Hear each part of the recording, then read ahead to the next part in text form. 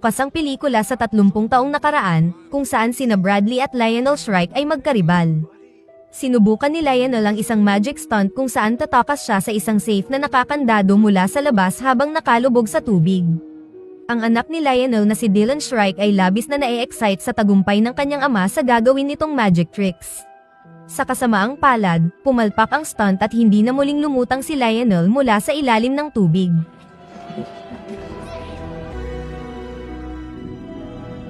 Balik sa kasalukuyan, mahigit isang taon na matapos malusutan ng Four Horsemen ang kanilang mapanganib na misyon. Ang natitirang mga miyembro ng Four Horsemen na sina Daniel Atlas, Merritt McKinney, at Jack Wilder ay nabubuhay na ngayon sa pagtatago sa mga otoridad, naghihintay ng karagdagang utos mula sa GAI, ang lihim na samahan ng mga salamangkero na nag-recruit sa kanila.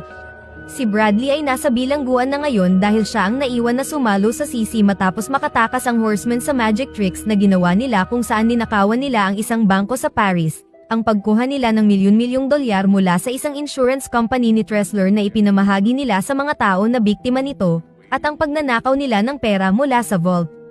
Ipinahayag ni Bradley na balang araw ay makukuha rin niya ang Horsemen. Si Danny, na napagod na sa paghihintay ng misyon, ay hinanap mismo ang GAI. Dinala siya ng kanyang paghahanap sa isang lagusang nasa ilalim ng lupa kung saan may narinig siyang boses na nagsabing malapit nang matapos ang kanilang paghihintay. We have a new mission for the Horsemen. Dylan has a plan, and we'll gather you together soon. Now leave. Pag-uwi ni Danny, hindi sinasadyang na-activate niya ang isang bitag na nagmistulang nahiwa ng ulo ang babaeng hindi niya kilala. Pero agad niyang napagtanto na isa lamang itong simpleng salamangka. Gayunman nang siya'y lumingon, ang babae ay nakaupo na sa likuran niya. Tinanong ni Danny kung sino siya at paanong nakapasok dito sabay tali sa mga kamay nito. Sa mismong sandaling iyon may natanggap siyang tawag sa telepono. Ngunit paglingon niya ay bigla na lamang naglaho ang babae na parang bula. Tiningnan niya ang telepono at nakita niyang ipinapatawag ni Dylan ang grupo. Iyon pala ay para ipakilala ang isang bagong miyembro, ang babaeng nakipaglaro kay Danny kanina na nagngangalang Lula. Siya muna ang papalit kay Henley dahil umalis na ito sa grupo.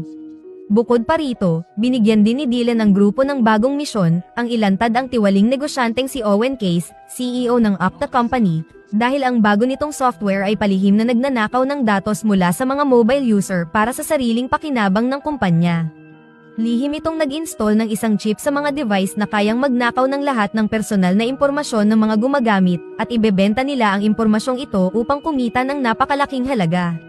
Kaya naman, kinakailangan nilang ilantad ang mga krimen ni Owen Case.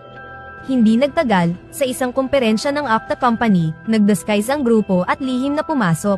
Si Jack ay nagkunwaring isang security guard, habang si Danny ay nagkunwaring waiter ngunit sa isang kisap mata ay nagbago siya ng anyo at matagumpay na nakapasok sa komperensya. Pagkatapos, nagpalit siya muli ng itsura at naging isang maintenance engineer saka pumasok sa surveillance room. I got a job to do. I have a job to do too. I'm Bowash, not this guy. Sa sandaling iyon, dumating ang security team. Nang makita nila ang marka sa kamay ng empleyado, agad nila itong inaresto. Naging magulo ang sitwasyon. Sinubukan ng empleyado na ilabas ang kanyang telepono upang tawagan ang kanyang boss ngunit hindi niya inaasahan na makakasalubong niya si Jack. What the hell? This is where's my phone? Lahat ng mga kamera ay nahack. Sinamantala ito ni Kinney at nilapitan si Owen saka ito hinipnotismo. I feel from your face you're freaked by the flow of blood. Dinala niya si Owen sa isang maliit na silid kung saan naghanda sila ng isang live broadcast camera. Lumitaw si Owen sa screen at sinabi niyang inimbitahan niya ang Four Horsemen upang ilantad ang sarili niyang mga krimen. Ladies and gentlemen, the Horsemen. Sabay-sabay na lumabas ang Horsemen at walang tigil ang palakpakan ng mga tao sa ibaba. Ngunit sa hindi malaman dahilan, pumalpak ang plano. Probably without reading the terms and conditions of Isang kakaibang mukha ang biglang lumitaw sa likuran nila. Sa labas naman ay nagpadala rin ng mga tauhan ng FBI. Sa kabutihang palad, nagawang isara ni Jack ang pinto at pigilan sila. Napansin ni Dylan na hindi maganda ang sitwasyon at agad niyang inutusan ang Horsemen na bumaba sa entablado. Ngunit ibinunyag ng misteryosong tao ang kanilang pagkakakilanlan at ipinaalam sa buong audience na buhay pa si Jack at nagkukunwari lamang itong security guard. Itinuro rin niya na si Dylan ang leader ng Horsemen, kaya agad siyang sinugod ng FBI upang arestuhin. FBI agent Dylan Rhodes. Boys, I'm sorry. Kasabay nito, tumakas ang Four Horsemen sa bubong at dumulas papasok sa nakahandang tubo.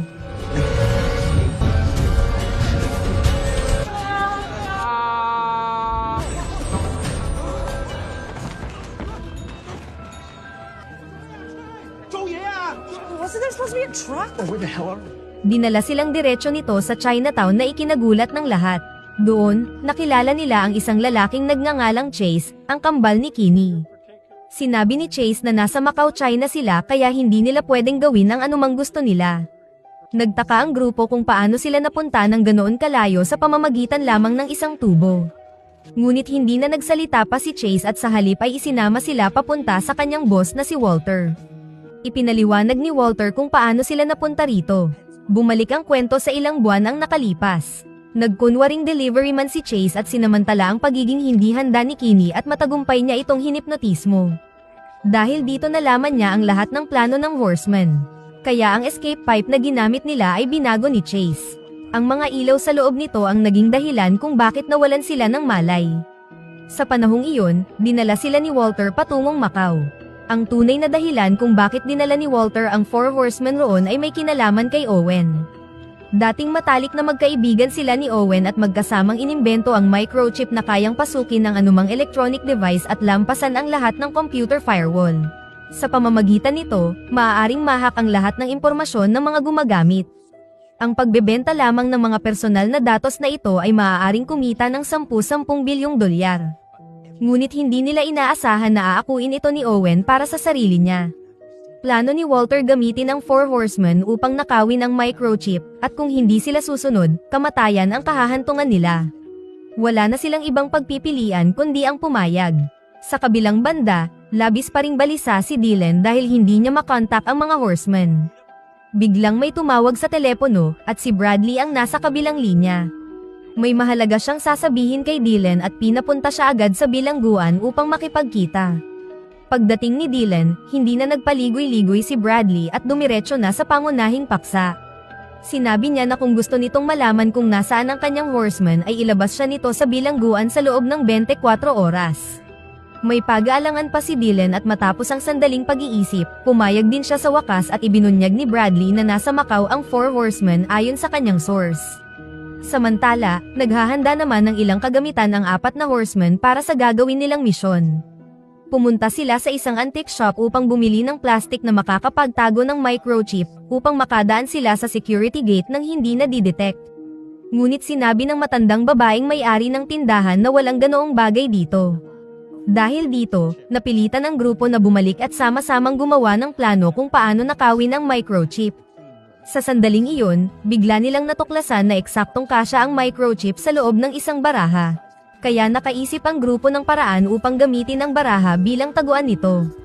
Pagkatapos, nagsanay sila kung paano mailalabas ang baraha nang hindi napapansin. Hindi nagtagal, sinimulan na ng grupo ang pagpapatupad ng mapanganib na planong ito. Una, inihipnotismo ni Kinney ang isang mataas na ranggong empleyado ng Opta Company at pinayagan silang makapasok sa kumpanya. Ngunit nang dumaan sila sa security gate, inutusan sila ng gwardya na iwan sa labas ang lahat ng bagay na gawa sa metal upang matiyak na hindi sila magdudulot ng anumang panganib. Pagkatapos, pinangunahan sila ng security captain patungo sa supercomputer, kung saan nakatago ang microchip. Sa sandaling iyon, nagkunwaring bumabahing si Kinney upang ilihis ang atensyon ng mga gwardyang nasa paligid. Sinamantala ito ni Jack at palihim na gumapang sa ilalim ng supercomputer upang tanggalin ang microchip. Mabilis niya itong nakuha at ikinabit sa baraha. Pagkatapos nito, agad siyang bumalik sa kanyang pwesto. Napansin siya ng security captain at naghinala kaya inutusan niya ang mga gwardya na kapkapan sila. Unnecessary. So? Told you are.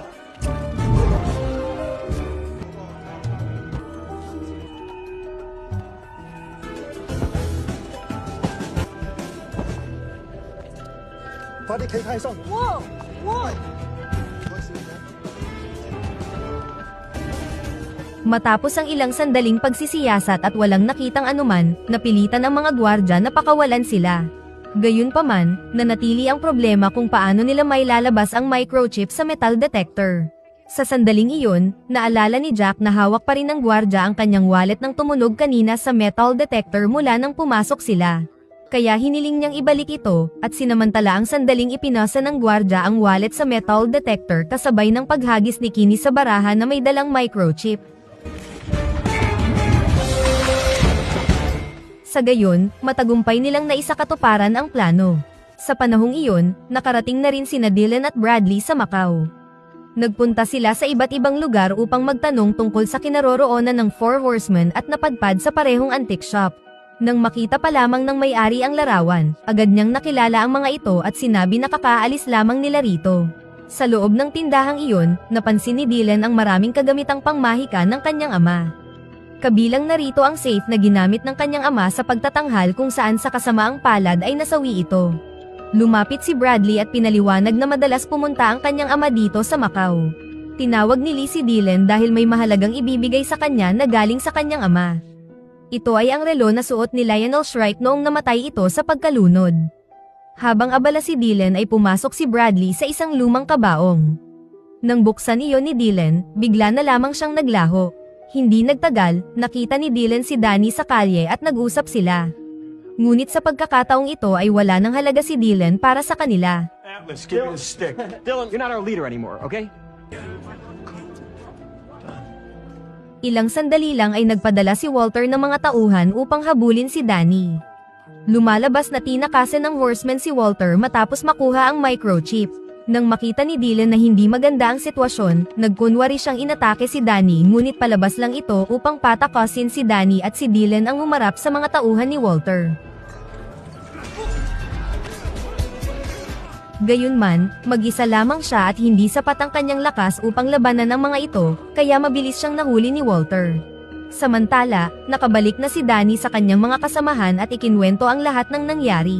Napansin nila na isinasakay ng mga tauhan ni Walter ang isang safe sa sasakyan. Sa pagkabatid na may masamang mangyayari, agad nilang sinundan ang sasakyang iyon. Samantala, dinala si Dylan sa harap ng ama ni Walter, walang iba kundi ang matandang si Tressler. May matindi pa rin siyang galit dahil ninakaw ng Four Horsemen ang kanyang pera. Ngayon na nahuli na niya ang kanilang leader, hinding-hindi niya ito palalayain. Inilagay ni Tressler si Dylan sa isang safe. Plano niyang patayin si Dylan gaya ng pagkamatay ng kanyang ama. Pagkatapos, sumakay si Tressler sa kotse at tahasang nagpasalamat kay Bradley sa pagdadala kay Dylan sa kanya, saka ibinigay ang perang ipinangako niya noon. Kung ang Four Horsemen ang dinala niya, mas mataas pa sana ang gantimpala. Sa ilalim ng dagat, muntik nang sumuko si Dylan. Patuloy na pumapasok ang tubig. Pero may isang bagay siyang naalala tungkol sa sinabi ng kanyang ama noong bata pa siya.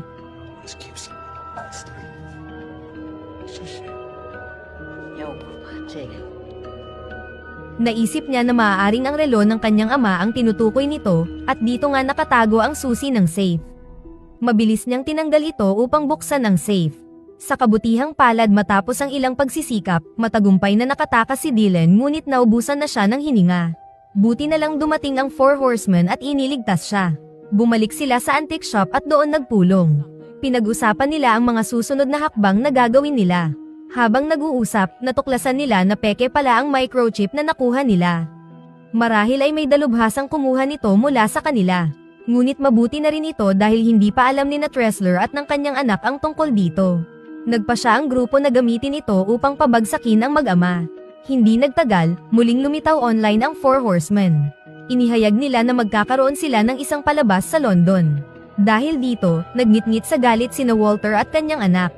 Agad silang sumakay ng eroplano patungo sa lugar ng pagtatanghal.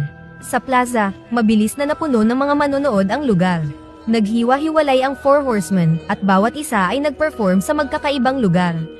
Si Jack ay nagpakitang gilas sa paghula kung nasaan ang babae sa likod ng tatlong higanteng baraha. Bagamat kitang-kita ito ng lahat, nalinlang pa rin ang daan-daang mata ng mga manunood. Sa kabilang panig, nagperform din si Lula ng magic tricks gamit ang mga kalapati. Ngunit mas kakaiba ang gagawing tricks ni Danny. Sinabi niya sa mga audience na susubukan niyang pahintuin ang ulan. Bigla niyang pinahinto ang mga patak ng ulan, na para bang lumulutang sa hangin sa isang napakamahikang paraan. Samantala, pinagmamasdan ni Tressler at ng kanyang anak ang lahat sa pamamagitan ng kamera.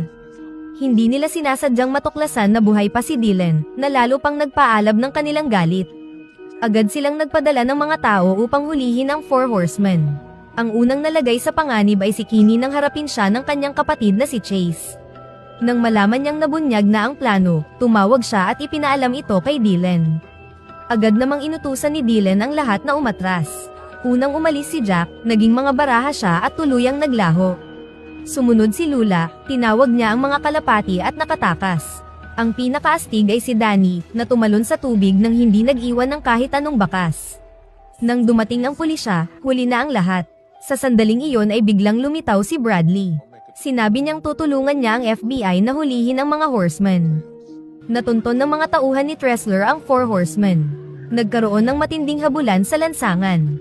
Pero sa huli, nabigo silang makatakas mula kay Tressler at ang bawat isa sa kanila ay nahuli at isinakay sa isang truck. Sa loob nito naghihintay si Tressler. Ipinahayag niya na sa pagkakataong ito, hinding-hindi na sila makakatakas pa at ito na ang araw ng kanilang kapahamakan. Hindi nagtagal, dinala sila ng truck sa helicopter ni Tressler. Inutusan niyang ihagis ang grupo sa loob. Sinabi ni Tressler kay Dylan na ibigay ang microchip, kung hindi ay papatayin nila si Lula. Wala nang ibang pagpipilian. Isinuko na ni Danny ang microchip. Nang suriin ito ni Walter, sinabi niya na tunay ang microchip na ikinagulat ng horsemen dahil buong akala talaga nila ay peke ito. Sa puntong ito, nawalan na ng halaga sa kanila ang horsemen. Kaya inutos ni Tressler sa mga tauhan na itapon ang grupo palabas ng eroplano at pagkatapos ay naglabas siya ng isang bote ng alak na nagkakahalaga ng $1.2 million upang magdiwang kasama ang kanyang anak. Ngunit nang tikman nila, tila kakaiba ang lasa ng alak na ito. Nang punitin ni Tressler ang tatak upang tingnan, bumungad ang isang baraha ng The Fall. Sa sandaling iyon, biglang namatay ang mga ilaw sa eroplano at sa labas ng bintana ay nagdilim. Biglang lumitaw ang mga horsemen na may panunuya at tinawag silang lumabas. Ang eroplano ay hindi pala lumipad mula pa sa simula. Ito ay lumulutang lamang sa ilog sa London, sa pagitan ng dalawang pampang na puno ng mga audience. Sa pagkakataong ito ipinaliwanag ng horsemen sa buong madla ang buong tricks na ginawa nila. Inanunsyo din ni Danny na si Dylan ang leader ng grupo.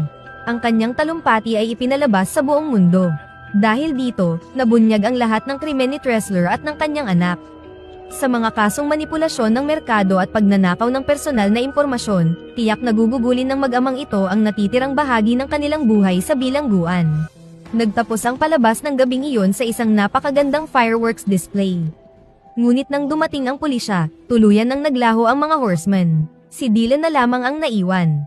Ibinigay niya ang isang USB na naglalaman ng lahat ng ebidensya ng mga krimen ni Tressler at ng kanyang anak. Pagkatapos itong ihagis sa babaeng pulis, tuluyan rin siyang naglaho. Makalipas ang ilang araw, muling nagtipon ang grupo sa headquarters ng DAI. Napansin ni Dylan ang litrato ng kanyang ama na kasama si Bradley. Dito ay ibinunyag ni Bradley ang katotohanan kay Dylan. Ang kanyang ama ay matalik na kaibigan at partner ni Bradley. Ngunit umaakto lamang silang magkaribal sa mata ng publiko para sa sari-sarili nilang pakinabang. Ang pagkamatay ni Lionel Shrike ay nagdulot ng matinding pagkakasala kay Bradley, ngunit wala siyang pagkakataong magpaliwanag kay Dylan. Nang marinig ito, maraming bagay ang naunawaan ni Dylan. Agad niya itong pinatawad sa nakaraan at humingi rin ng tawad sa pagkakakulong sa kanya dahil ngayon niya lang na-realize na mali ang naging husga niya kay Bradley. Ngayon, kalmado na si Dylan, payapa na siya sa nakaraan at tuluyan na rin silang nagkaayos ni Thaddeus. 30 taon na mula nang pumanaw ang tatay niya. Pero ang araw na ito ang simula ng panibagong kabanata sa buhay niya. Bago umalis si Dylan, nagbigay pa ng payo si Thaddeus, simulan na raw niyang pag-isipan kung sino balang araw ang posibleng pumalit sa kanya. Sakto namang pumasok si Danny at ang iba pa, punong-puno ng katanungan. Pero bago pa makapagsalita si Thaddeus, nagbato siya ng seryosong babala, anuman ang mangyari ay huwag nilang bubuksan ang pintong yan. Siyempre, lalo lang silang na-curious. Hindi sila nakatiis at binuksan nga ang pinto. Ang nakita nila sa loob ay sobrang mind-blowing, lampas sa kahit anong kaya nilang ma-imagine.